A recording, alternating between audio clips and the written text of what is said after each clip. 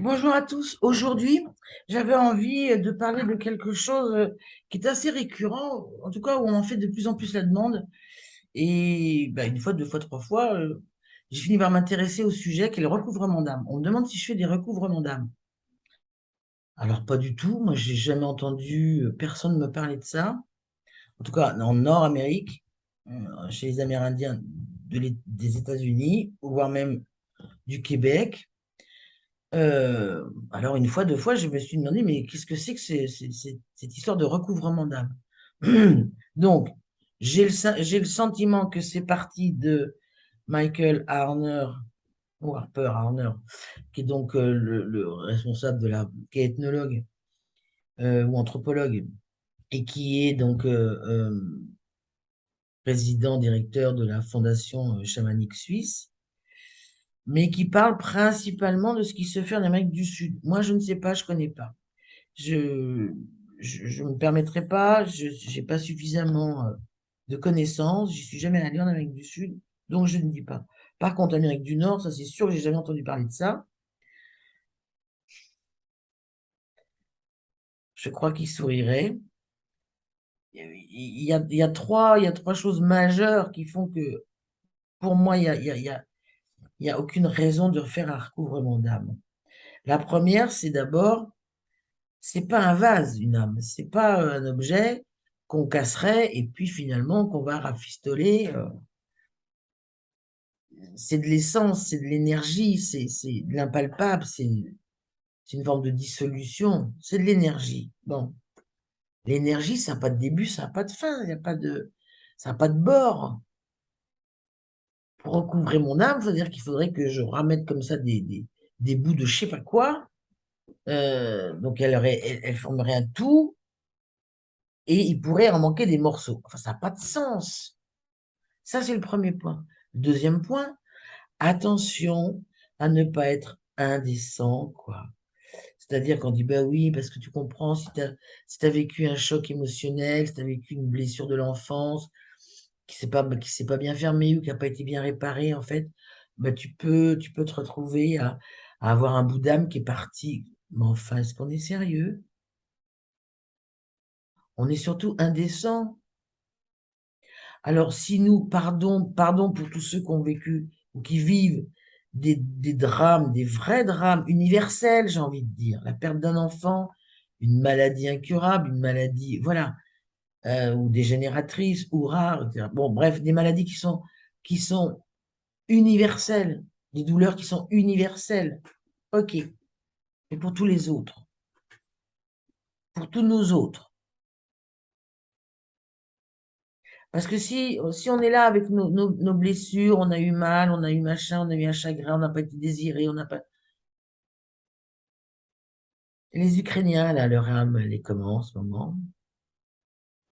Dans beaucoup de pays d'Afrique, leur âme à ses enfants, elle est comment? En Inde, les intouchables, même d'autres, elle est comment leur âme? Je crois qu'il ne faut pas qu'on soit indécent dans une espèce égo spirituel, narcissique, centré sur nous, et surtout quel désavantage, j'ai envie de dire une fois de plus, de nous déresponsabiliser, quoi. Alors, on a eu la constellation familiale. Bon, bah, donc, en fait, si j'étais comme ci, comme ci, comme ça, bon, voilà, c'est la faute de l'arrière-arrière-grand-père, décédé depuis bien longtemps, qu'on ne demandait pas tant. On s'intéresse à lui, je veux dire. Et puis, on va regarder aussi les vies antérieures. Bon, parce qu'en fait, si là ça bloque, c'est là ça bloque, c'est parce que dans une vie antérieure, j'ai été ci, j'ai été ça, et que donc voilà. Et puis maintenant, un nouveau-né de la série comment ne pas avancer et comment penser que je suis pas responsable de ce que je vis, eh ben c'est le recouvrement d'âme. Alors on va recouvrir l'âme une fois de plus, hein. Moi, on dit, hein, le septième principe du chamanisme, c'est l'efficacité et la mesure de la vérité. Bon. Moi, je pense que si c'était efficace, hein, le recouvrement d'âme, je pense que je ne verrais pas les gens, tout simplement. C'est-à-dire que je vois passer des gens qui ont soi-disant fait des recouvrements d'âme. Est-ce que tu vas mieux? Non. Bon. comme disait Baptiste, ça ne sert pas à faire pousser le maïs, ça ne sert à rien. C'est juste un truc en plus dans ma tête qui me rajoute de la confusion à cette espèce je ne sais pas trop quoi. Mais en fait, fondamentalement, il y a deux sentiments dans la vie qui me fait faire ou ne pas faire les choses. La joie, parce que c'est motivant, parce que ça me met des étoiles dans les yeux, parce que ça me crée du bonheur, de l'allant, de la curiosité, de l'excitation. Voilà, bon, la joie. Et puis l'autre sentiment qui fait que je fais pas les choses, que j'y vais pas, que j'ose pas, que j'ai pas d'audace, ben c'est la peur, ou les peurs, plein de peurs. Ça me paraît beaucoup plus intéressant d'aller travailler nos peurs, de grandir, donc de gagner en liberté, en fait. Parce que tous ces trucs-là, ça ne me fait pas gagner en liberté. Ah, ça va bien. Donc, en fait, c'est parce que, mon âme, fallait ramasser des morceaux, ramener l'arrière-grand-père ce qui lui appartenait, quant à ma vie antérieure, finalement, ça ne m'appartient pas. Voilà. Est-ce que je progresse et est-ce que j'avance? C'est tout. L'efficacité est la mesure de la vérité. Si c'est efficace, alors c'est vrai. Si c'est pas efficace, c'est pas vrai. En fait, votre discernement devrait se pointer uniquement là-dessus. Pourquoi j'y vais pas? Mais parce que j'ai peur. Et ça, c'est universel aussi, hein. À nous de les traverser et peut-être bien aussi dans la joie. Donc, je vous souhaite à un moment de ne pas savoir qui vous êtes, de vous dire, tiens, là-dessus, je vais aller me surprendre, parce que finalement, je sais pas si j'aurais peur ou pas. Et puis d'y aller voir, quoi.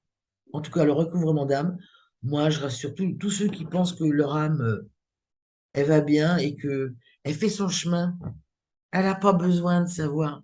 Elle s'en fiche. Là encore, j'ai vécu quelque chose de traumatisant. Oui, mais vous n'auriez sans doute pas été la personne que vous êtes sans ça. Puis l'âme, elle s'en fiche, elle est pas là. Elle est neutre. Elle dit pas, tu vas vivre des trucs super durs, puis ça va être super chouette. Non, il n'y a pas de c'est bien, c'est pas bien.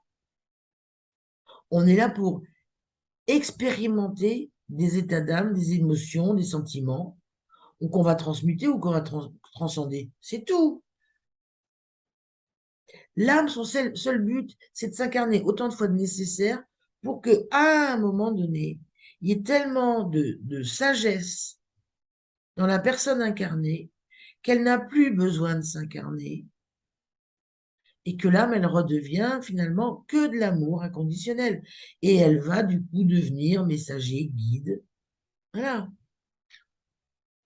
Elle va aller refaire de l'amour ailleurs. Mais c'est ça le but et le boulot de l'âme. Donc, elle, c'est neutre. On traverse ce qu'on traverse.